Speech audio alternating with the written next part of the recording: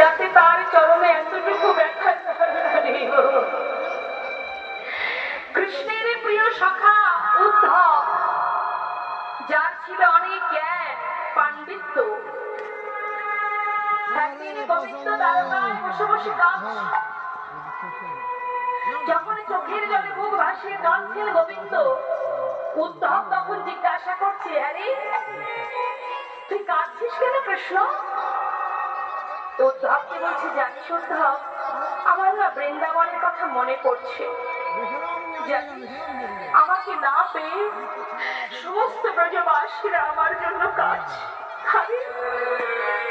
উদ্ধব বলছে, আরে কৃষ্ণ তুই এত বোকা, আরে তারা কাঁদছে, তাদের বুদ্ধি নেই, তারা বোঝে না তুই কে, তারা জানে না তুই কে। লোকটা এলো আর এদিকটা আর কিছুটা এলে ভালো হতো। আর কিন্তু তুই তো মা মানে গাড়ির এই দিকটা মনে হচ্ছে তিন মাথা